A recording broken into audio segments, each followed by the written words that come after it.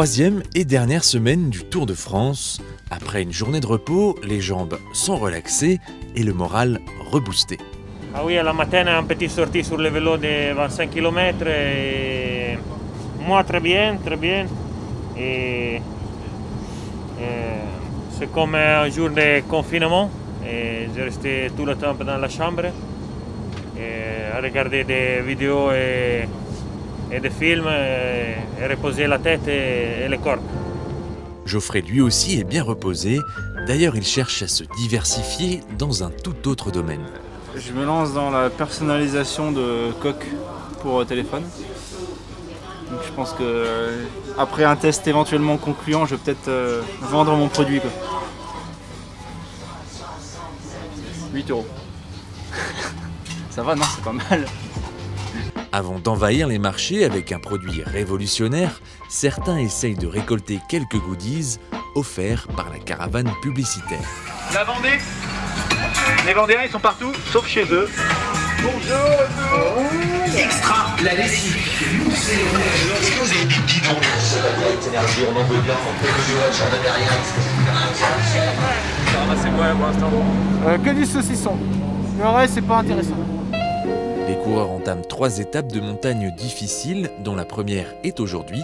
Les 164 km à parcourir jusqu'à Villard-de-Lans seront forcément mouvementés.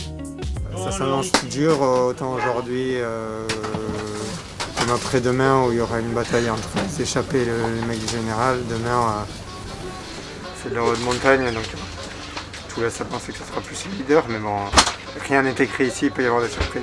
En effet, rien n'est écrit, mais comme le disait Antoine de Saint-Exupéry, un objectif sans plan n'est qu'un souhait, alors au briefing, on tente de planifier. Nos cartes, on les connaît, notre meilleur grimpeur est de loin, c'est Romain depuis le début, donc c'est vrai que malgré tout, Romain il va pas être échappé pendant 4 jours, donc il va falloir qu'on gère ces 4 jours-là, mais à commencer par aujourd'hui, de toute façon, il faut vraiment se donner un maximum de chances d'être devant. Le scénario idéal est donc d'avoir Romain dans l'échappée et qu'il soit accompagné.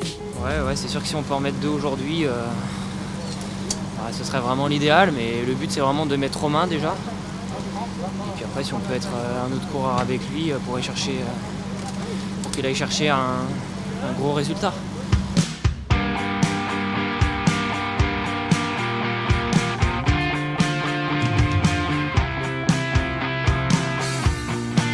Comme prévu, le début de course est très disputé, l'échappée prend un certain temps à se former, les 15 hommes à l'avant seront rejoints par un groupe de poursuivants dont Romain Sicard fait partie. Les 23 coureurs en tête prennent du champ avec plus de 13 minutes d'avance sur le peloton. À 26 km de l'arrivée, l'échappée se morcelle. Lénard Kamna attaque et part seul en tête pour les 10 derniers kilomètres. Il s'impose logiquement sur cette 16e étape. Romain Sicard s'est bien battu pour rejoindre l'échappée du jour, mais ses jambes n'ont pas suivi la cadence imposée dans la dernière montée. Une échappée de costaud, malheureusement, je suis parti à contre-temps encore une fois, à 5. Donc voilà, ça a été un très très gros effort à fournir pour revenir devant au kilomètre, je sais plus, 80 ou ça. Du coup voilà, encore une fois, c'est des cartouches qui se payent, mais bon, c'était une journée que j'avais cochée, qui était très importante. Donc il fallait que l'équipe soit devant, et moi j'avais aussi envie d'être devant, donc voilà, c'est le jeu, il y a encore une fois, il n'y a pas de regret à avoir.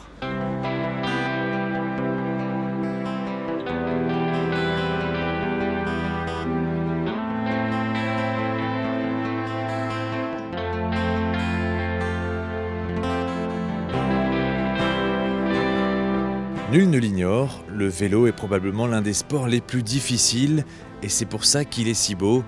Pour seulement 2 petites minutes, Jérôme Cousin termine hors délai aujourd'hui.